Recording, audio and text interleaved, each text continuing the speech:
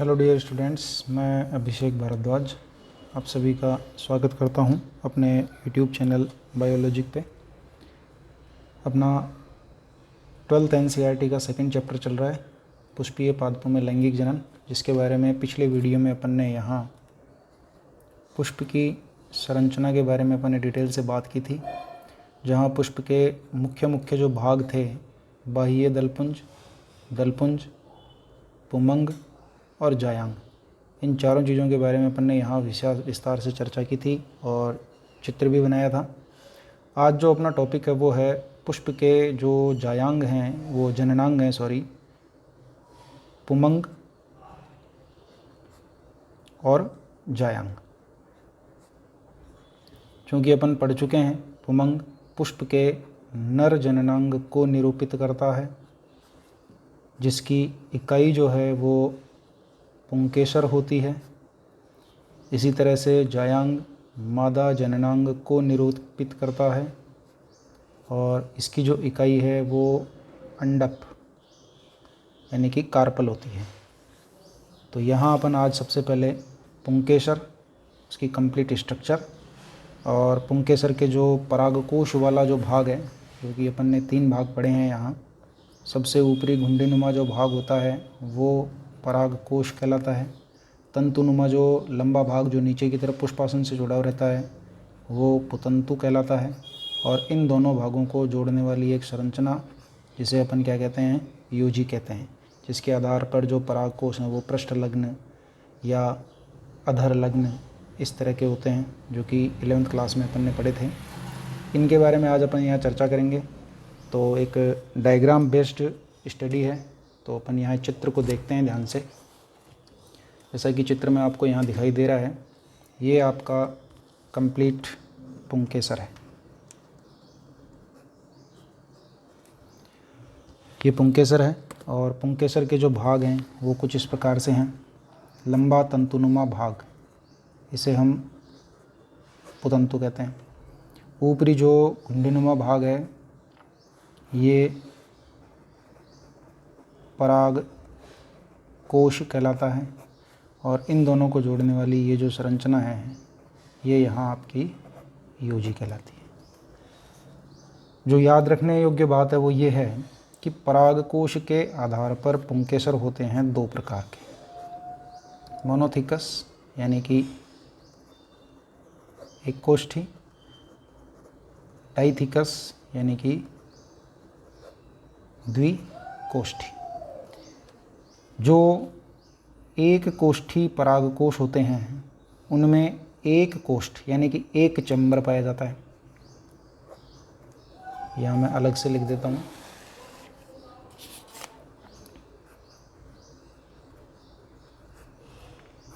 एक कोष्ठी और द्विकोष्ठी। एक कोष्ठी में एक परागकोष्ठ पाया जाता है और द्विकोष्ठी में 2 परागकोष्ठ देखने को मिलते हैं। मेजर जो बात है वो ये कि एक परागकोष्ठ में 2 परागपुट, इन्हें आप कह सकते हो पोलन सैक, और एक परागकोष्ठ में 2 परागपुट, तो 2 परागकोष्ठ में टोटल मिलाकर के देखने को मिलेंगे आपको 4 परागपुट या 4 पोलन सैक। तो कुछ डायग्राम जो है वो कुछ इस प्रकार का होता है। एक कोष्ठी परागकोश का यदि अपन टीएस देखते हैं तो वहाँ आपको कुछ इस प्रकार से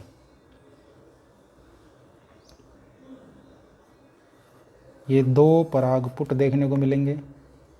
द्विकोष्ठी परागकोश का अगर अपन टीएस देखते हैं, जैसा कि चित्र में बनाया हुआ है, तो अपने को कुछ इस प्रकार का स्ट्रक्चर देखने को मिलता है। तो यहाँ यदि अपन देखें तो एक परागकोष्ठ ये, एक परागकोष्ठ ये, तो परागकोष्ठ हो गए टोटल मिला करके 2, और प्रत्येक परागकोष्ठ में 1 और 1 2 होते हैं परागपुट। तो 2 इधर और 2 इधर, टोटल मिलाकर के कितने हो गए? 4 परागपुट। तो एक कोष्ठी परागकोश में 2 परागपुट और द्विकोष्ठी परागकोश में 4 परागपुट पाए जाते हैं। दूसरी चीज़ जो है वो ये है कि प्रत्येक परागपुट में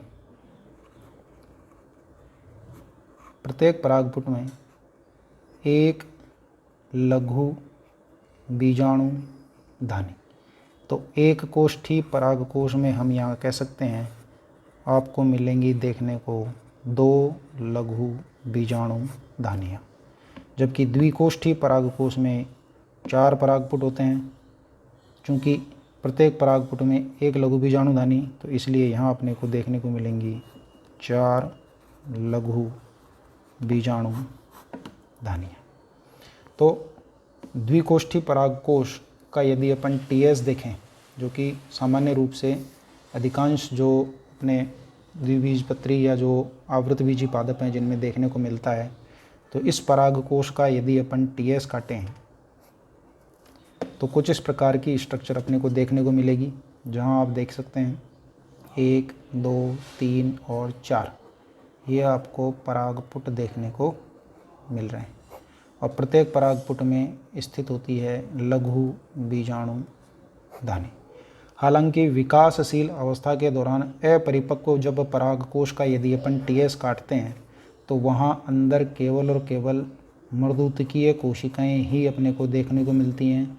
जो समस्त कोशिकाएं यानी कि ऑल सेल्स जितनी भी हैं वो सारी की सारी कैसी होती हैं? सेम होती हैं। लेकिन जैसे जैसे परागकोश डेवलप होता जाता है, परागपुट में लघु बीजाणु धानियाँ बनती जाती हैं, जिसमें लघु बीजाणु धानी के 2 मुख्य भाग हैं। सबसे बाहर की ओर कई स्तरीय यानी कि कई परतों से निर्मित इसकी भित्ति का निर्माण कर दिया जाता है और सबसे अंदर की तरफ बीजाणु जन ऊतक स्पोरोजीनस टिश्यू यानी कि बीजाणुजन ऊतक का निर्माण कर दिया जाता है। इसकी यदि अपन थोड़ी डिटेल और बना करके देखें तो कुछ इस प्रकार का चित्र अपने को यहाँ देखने को मिलता है। ये एक परागपुट है, ये दूसरा परागपुट है, ये तीसरा परागपुट है और ये चौथा परागपुट है, जहाँ अपन 1+3 एक परागकोष्ठ कह सकते हैं, 2+4 एक परागकोष्ठ कह सकते हैं, या 1, 2, 3, 4 जैसे भी ये नंबरिंग देना चाहें। यहाँ अगर आप ध्यान से देखेंगे तो यहाँ आप देखेंगे कि ये जो अपने आप में एक लघु बीजाणु धानी है, ये अपने आप में क्या है? एक लघु बीजाणु धानी यानी कि माइक्रोस्पोरेंजियम, जिसमें सबसे बाहर ये ग्रीन कलर की एक भित्ति दर्शाई हुई है और इसे कहा जाता है एपिडर्मिस।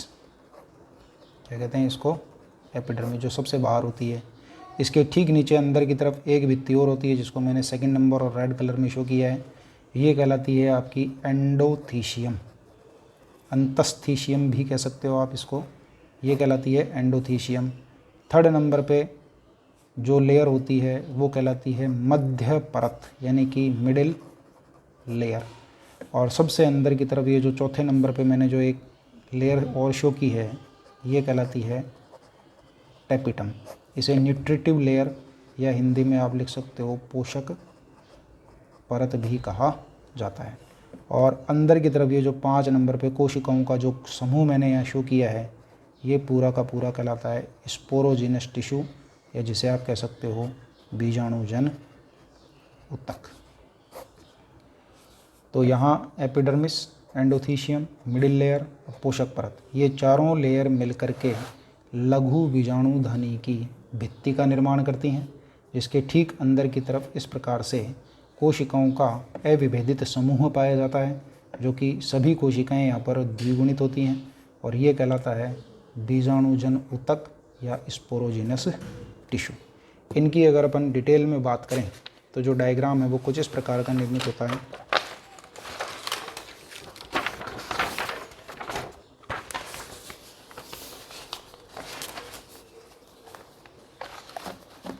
अब अपन यहाँ देख सकते हैं कि ये सबसे बाहरी परत नंबर 1 एपिडर्मिस, ये रेड कलर में नंबर 2 एंडोथीशियम।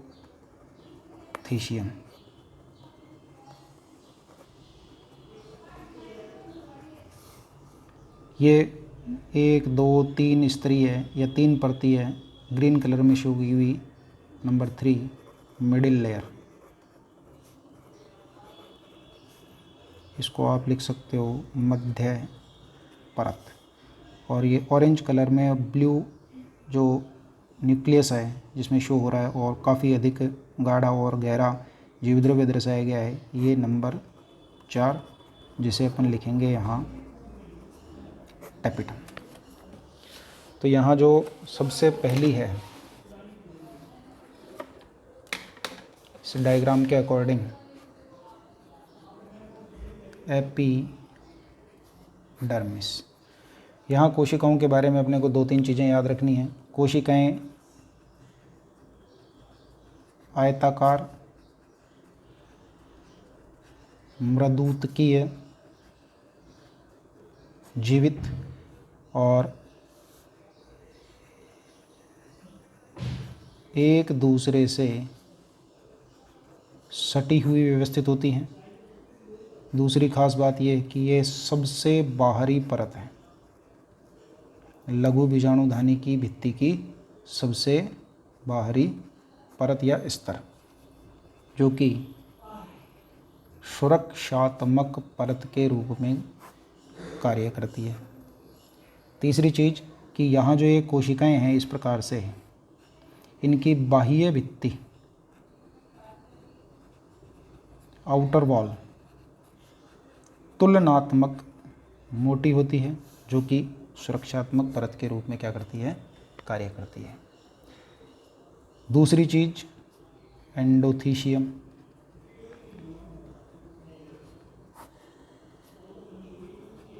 एपिडर्मिस के ठीक नीचे या अंदर की ओर सेकंड नंबर की ये परत होती है। इसकी भी जो सेल्स हैं जीवित और मृदुतकीय प्रकार की होती है, लेकिन यहाँ जो इनकी जो शेप है, जैसा कि अपन जड़तना पत्ती की संरचना 11th क्लास में पढ़ के आए हैं और वहाँ अपन ने एंडोडर्मिस के बारे में पढ़ा था, ढोलाकार यानी कि बैरल शेप्ड। कुछ ये ढोलाकार आकृति की होती हैं, हालांकि अलग अलग पौधों में अलग अलग शेप हो सकती है।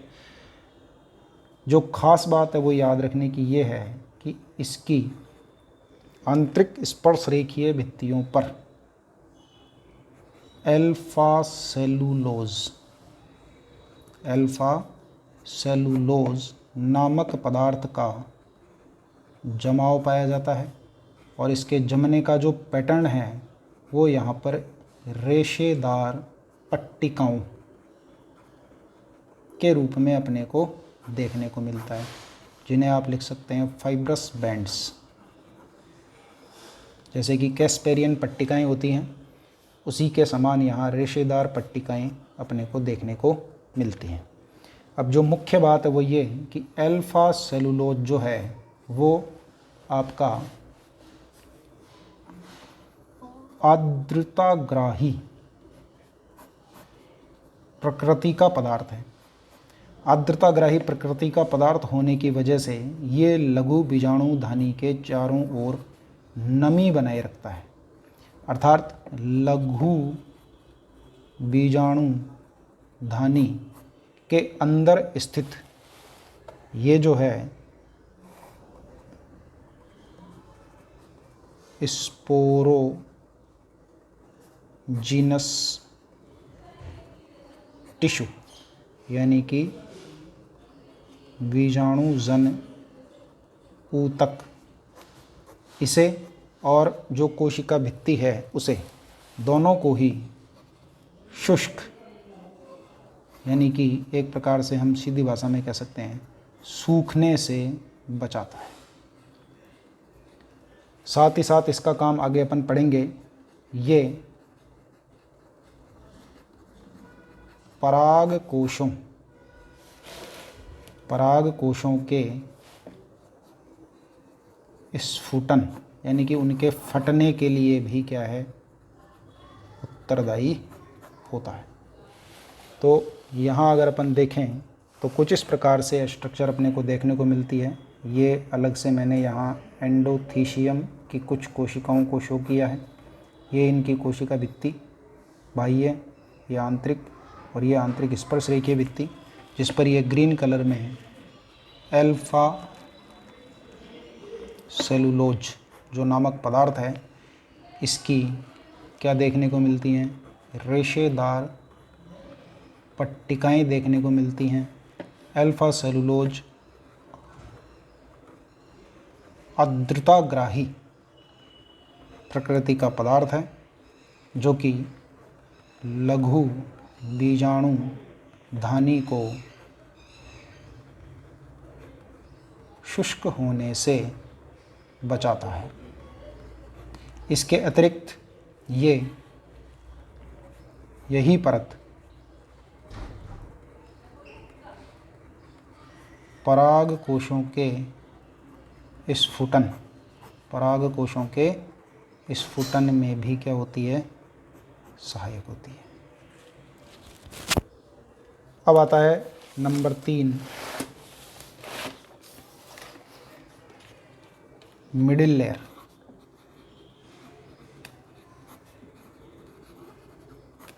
जिसे आप लिख सकते हो मध्य परत। मध्य परत बहुत ही छोटे आकार की, आयताकार और चपटी मर्दूतकीय कोशिकाओं से मिलकर बनी परत होती है। और यहाँ जो कोशिकाएं हैं, इनकी लगभग 2 से 4 लेयर, 2 से 4 परतें आपको देखने को मिल सकती हैं। मध्य परत को एक और नाम से भी जाना जाता है, जिसे इसे कहा जाता है अल्पजीवी परत। अल्पजीवी परत इसलिए कहा जाता है क्योंकि ये पराग कोशों के परिपक्व होने पर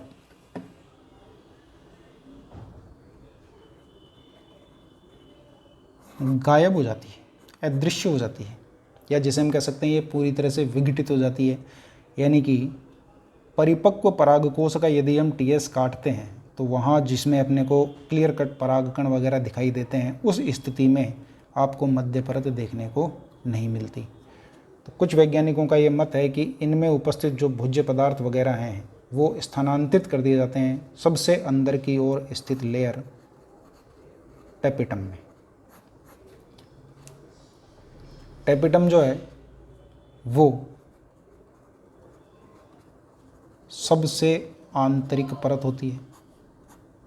कैसी परत होती है? सबसे आंतरिक परत होती है। दूसरी बात, इसकी यदि अपन सेल्स की बात करें तो इनमें सुस्पष्ट बड़ा केंद्रक दिखाई देता है, जो बहुगुणिता भी दर्शाता है कई पादपों में।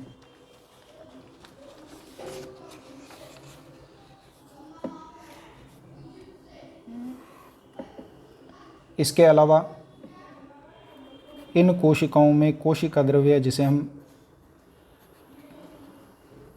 केंद्रक सहित जीव द्रव्य भी कह सकते हैं, तो कोशिका द्रव्य जो है वो काफ़ी गाढ़ा होता है और इसमें प्रचुर मात्रा में भोज्य पदार्थ देखने को मिलता है।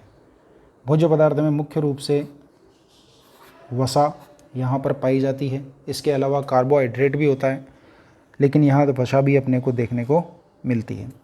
टेपिटम की जो कोशिकाएं हैं, इनका मूल कार्य जो है वो लघु बीजाणु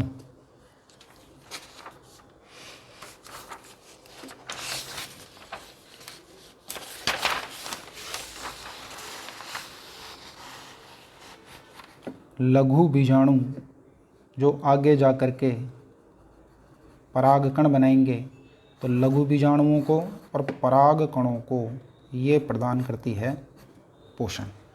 तो टेपिटम